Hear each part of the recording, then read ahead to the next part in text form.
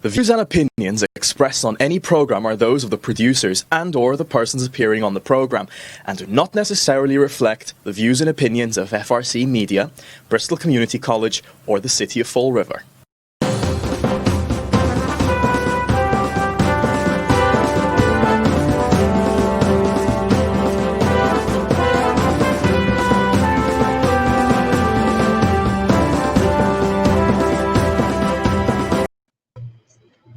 Well, hello. Welcome to Spindle City Straight Talk. I'm Chip. And I'm CJ. And it is Wednesday. You're all nice and fancy schmancy. Yeah, well, had a meeting this morning, so. I could tell. I could tell. It's the only time you show up all fancy schmancy. It is Wednesday in the rib. I'll show you my thighs. How's the temperature outside? Killing you yet?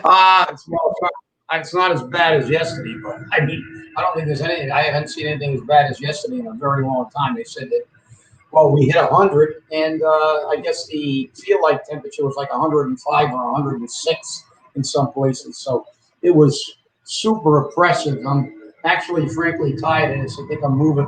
I want to move to Alaska, I think, in the summer. So, why? It's even hot there. I know, it is. Commander COVID, remember. Yeah.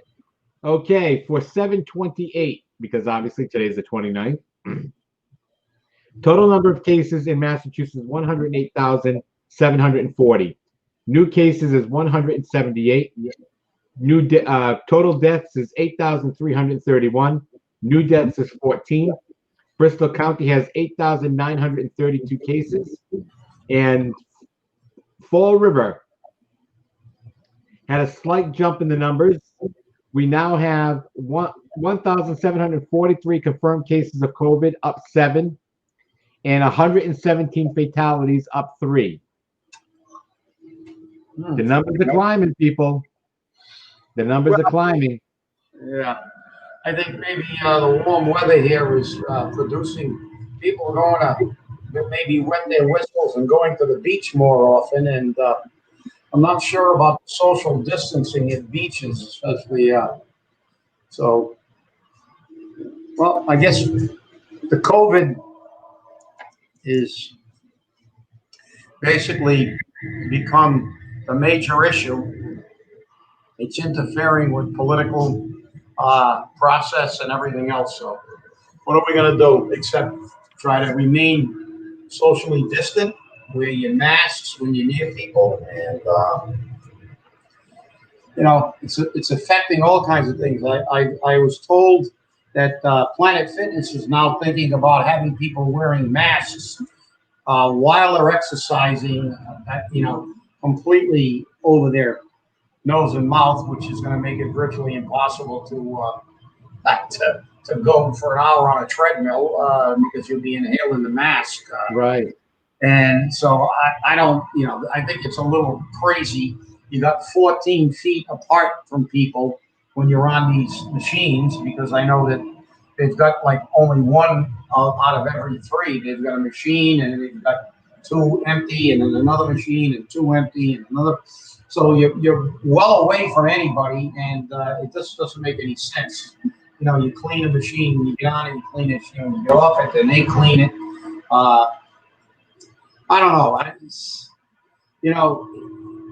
And the irony of it is that they're trying to make it as difficult as possible for people to keep themselves healthy.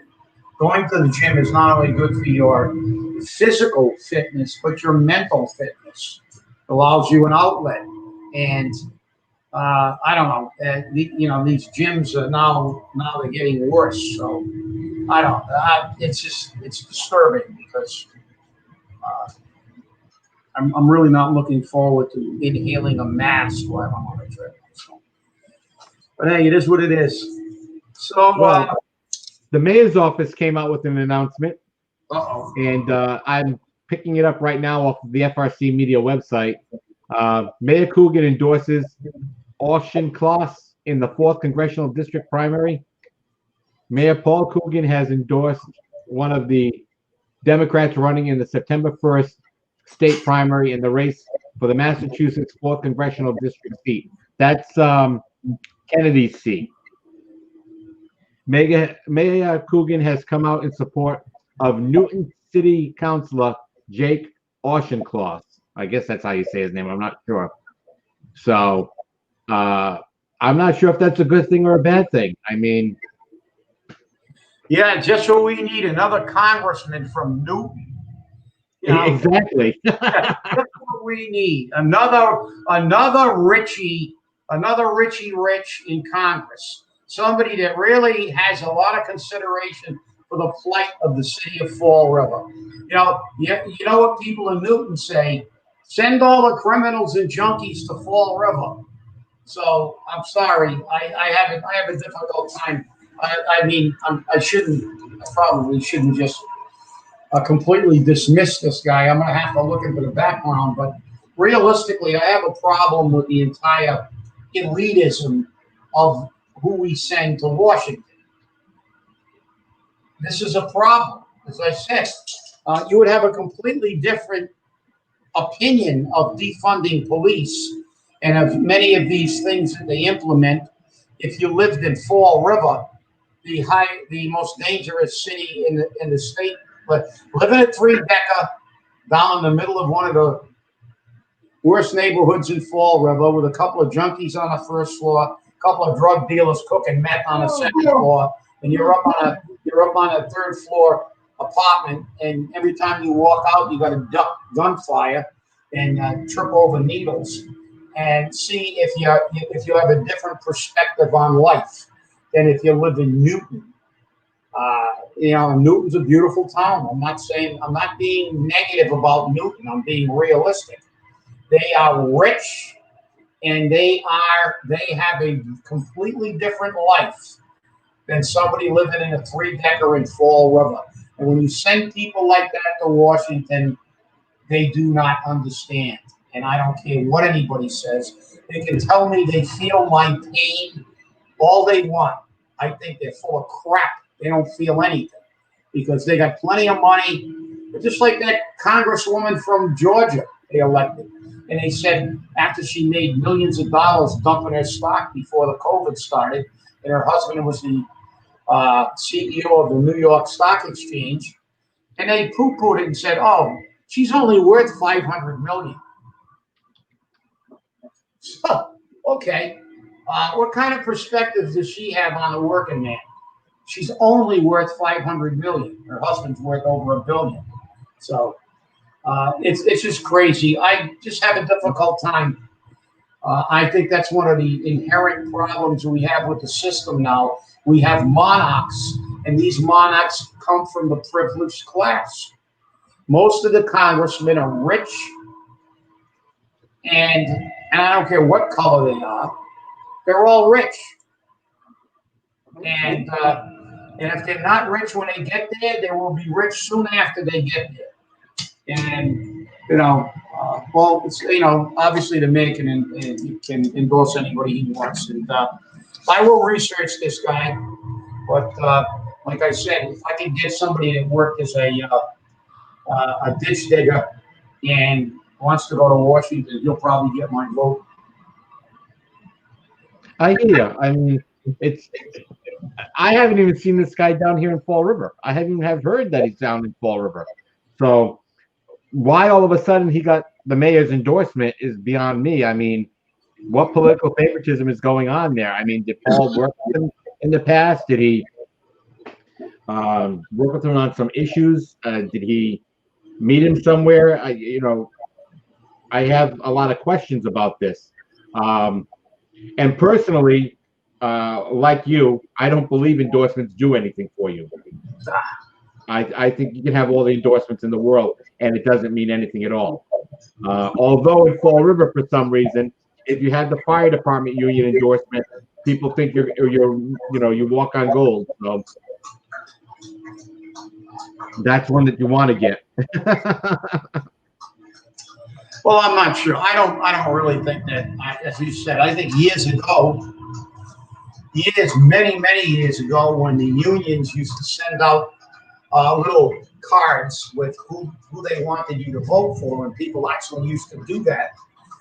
But I think there are a lot of independent thinkers, and there are people, and ironically enough, there are a lot of conservatives on fire departments, police departments, and they won't come out and overtly show off their political leanings, but they're out. As you look, let's face it, all you have to do is look at some of these elections. We've seen people endorsed by virtually every labor union on the planet and not get in office. If we look at the election when Linda Pereira ran for mayor, she got endorsed by a ton of unions. She didn't win. Hillary Clinton was endorsed by virtually all the unions. She didn't win. So I think it's highly overrated. I agree with you, CJ. I think that these endorsements from these groups are highly overrated because the society has changed. We see people being, and even the politicians are proving that. Politicians' ads are geared toward the new way they look at things, the perspective. You look years ago, they used to look for the union endorsements. That was the forefront of their campaign. I've been endorsed by this union or that union or the other union. Now look at some of the TV ads, and I'm sure you've seen them. They're on virtually now. We're going to be seeing them until September. There's an ad running on Channel 10 and Channel 12, and the ad starts off showing Ilhan Omar and AOC, and then the next thing is the individual running for Congress saying, "I am Donald Trump's worst nightmare. We need to change Congress. We have enough rich white men, so we need more socialists." Well, that's what the ad says. It doesn't actually say it in the ad, but that's my little. I'm paraphrasing here. But the ad is directed toward ethnicity, gender politics, the politics of divisiveness. And then there's another ad from a person not of color, and she's talking to her child saying, "I had to tell my child how to zigzag away from shooters, and if he sees a strange man with a gun, he has to run." So there's another one running on, she can't run on being a person of color, so she's running on, take all the guns away. So, I mean, to me, it's kind of passe now. She's running on that, but the reality is they've succeeded in, making so many gun laws that don't work, as we can see in Chicago. But these ads, if you look at the campaign ads, they're no longer, you don't see union endorsements like you used to in the old days, and with a whole bunch of people talking about union endorsements. The society has changed. Now politics is about partisan politics, ethnicity, color, everything except qualifications.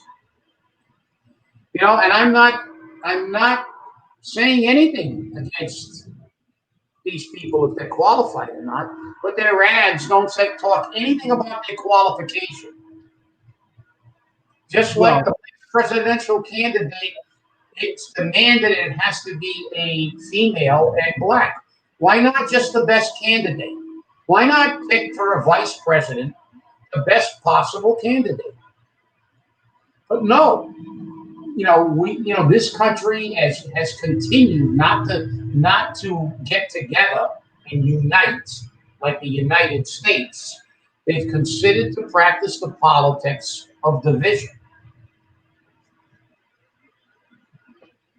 Well, interestingly enough, you know me, while I'm listening to you, I'm researching Mr. Auchincloss. The man was born in Boston. He went to Harvard University.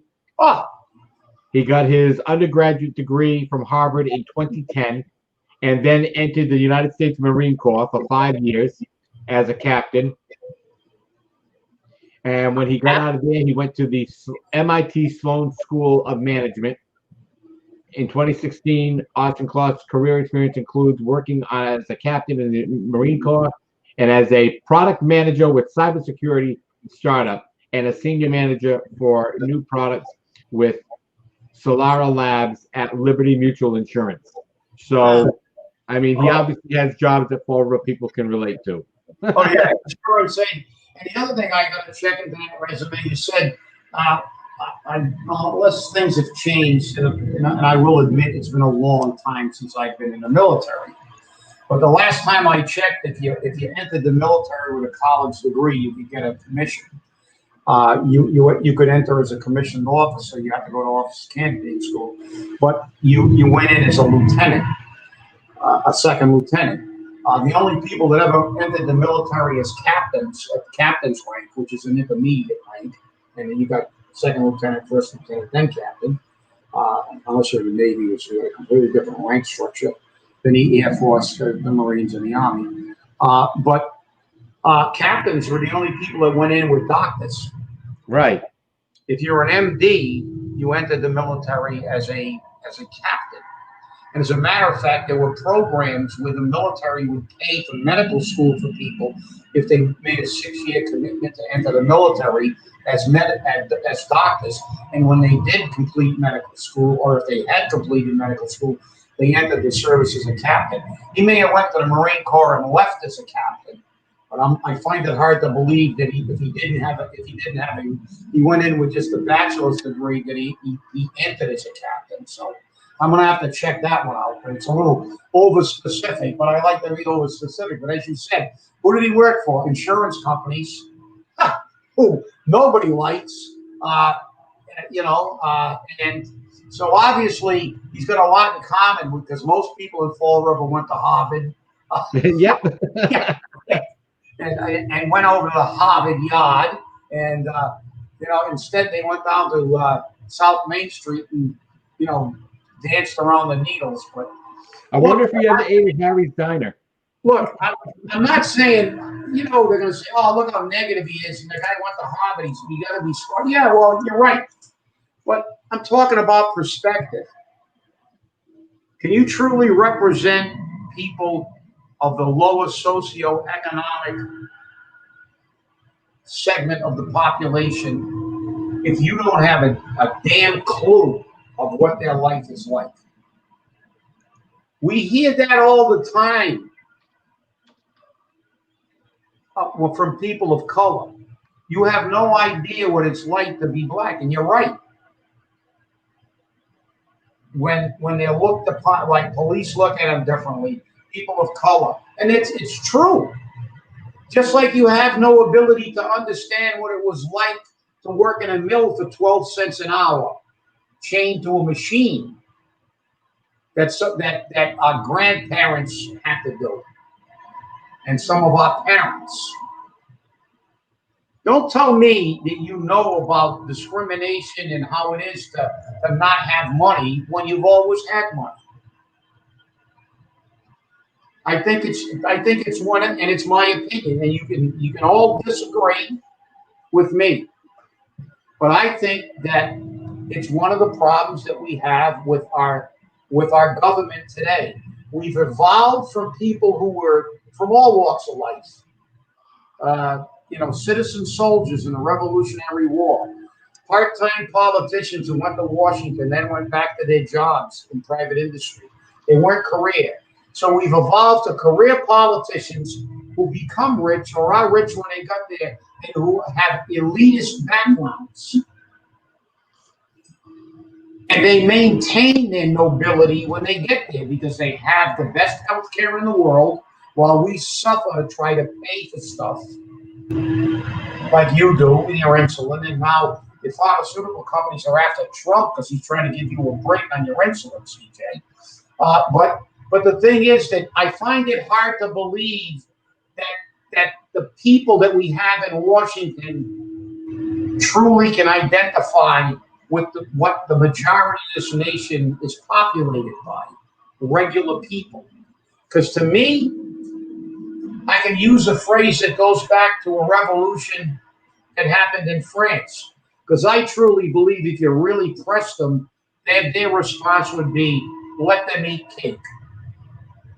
Yeah, I can understand that. Believe me, it's amazing how everybody who represents Fall River at the national level does nothing for Fall River, and the only time we see them is in election season, and especially the 4th district because it's such a small part of Fall River.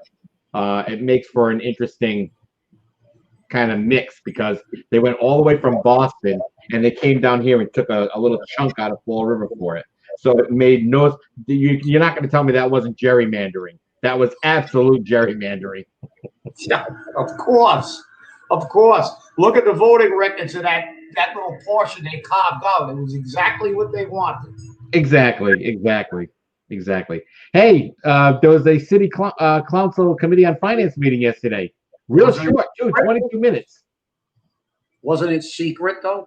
That's why. It was secret. It's a secret. It was a secret meeting, and the mayor was there. It was the mayor who was there for it, and the police chief. And guess who else? Your favorite friend. Your favorite friend, Mary Sahady. Mary Sahady. He said, well, I need the financial guru. Well, and here's the problem I have now. If they discussed finances in this meeting, and I said this to a city councilor, the problem you're going to have is until the city council makes the contents of this meeting public, they will not be able to discuss a city budget for the police department publicly. It's just not possible because they have secret parts of that budget that cannot be discussed. So people won't know.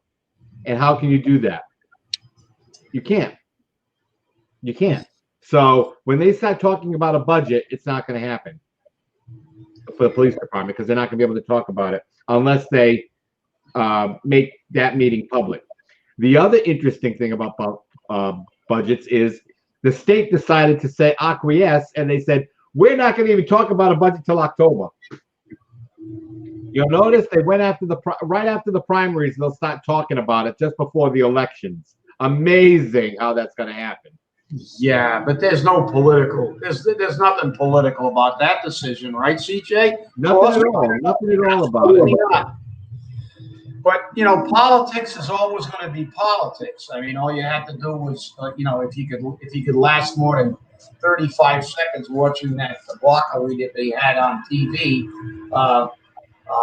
that partisan circus they had yesterday, but secret meetings disturb me.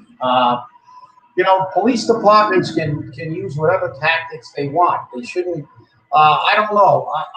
I have a problem with secret stuff because the dog's driving me crazy because I was at the meeting now. She wants to play, but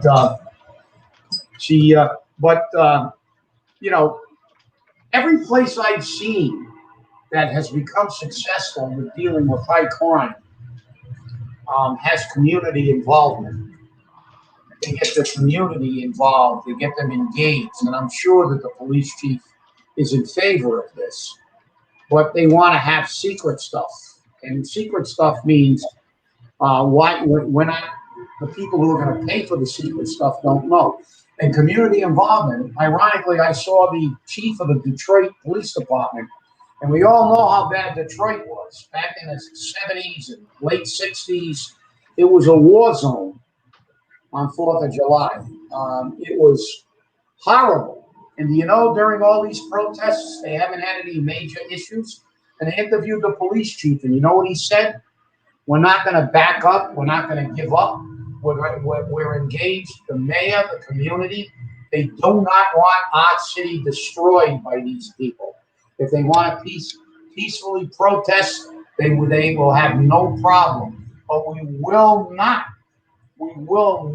retreat in the face of people who are involved in criminal acts and anarchy. And it's working over there. Why? The community, the mayor, the police department, and the people of the city have demanded that their city be safe. So then we look at the other cities where the mayors are saying, oh, it's a peaceful protest as they're shooting fireworks at police, trying to burn buildings down, soaring chain link fences behind shields, and they're saying this is fine, this is peaceful, this is BS at the maximum order. The country is unraveling, and these people are not doing their job. They swore an oath to uphold the Constitution, the state constitution, and the United States Constitution. And part of that is to ensure law and order and domestic tranquility. And it was nice to see Detroit, because I remember when Detroit, they were shooting at police and firefighters on 4th of July weekends when we were getting pelted with rocks and bottles in Fall River on 4th of July. When the 4th of July was a weekend of horrors all over the United States. But see, Detroit's doing it the right way, community involvement. So I'm a little disappointed that they had a secret meeting about policing. I think it should be just the opposite. I think it should be a public meeting. I think they should invite all the neighborhood associations and all the people there, because I support the police, and I will support the police. And this is what a community needs to do to keep itself safe. I agree. I totally do. And I think that while I understand Cliff's position for making this a secret meeting, I still believe that it wasn't right. And Colin Dias sent a letter to the city council that was read into the record that he didn't believe that the meeting should be secret either. So again, you have people fighting for, public transparency. Oh, wait a minute, transparency. The word that Fall River doesn't know about. Amazing, isn't it? Speaking of transparency, as you know, the city council approved another budget extension, a 1/12 budget extension for August. And now I wonder if they're going to go all the way up to October, because the state's not going to have any numbers until then. Because remember, the reason why they're not preparing a budget is because they don't know what the state or federal numbers are going to be. And I think they're going to be very surprised at the federal numbers that they're not going to get. I truly believe that. But hey, what do I know? I've only been right on everything else. Yeah. Well, it's an election year, CJ. You know how it gets in an election year. So we know that there's a concentrated effort not to bail out certain states that are fiduciarily irresponsible. They want to help them with their COVID, but they don't want to use this as a slush fund to bail out all their uncontrolled spending. So it's going to be interesting. Remember, everything is about the election. Don't kid yourself. Don't kid yourself. And, no more secret meetings. Let's involve everybody in this. Let's work together for the city. Let's make Fall River a place where everybody that like Detroit wants to have a better city. And I think that's the key. I think the key for this is going to be to work together. And maybe we need to go back to starting neighborhood watches again. Remember when we had neighborhood watches? I still see signs around showing the neighborhood watches. So maybe that's an idea, but it'll take time to see that. That's in our future. Well, our time is up. Want to thank everyone for watching us. I've had a great time with you. Hopefully we brought you a little bit of information and a lot of fun. Please remember, stay safe, stay angry, and stay cool, because it's hot out there.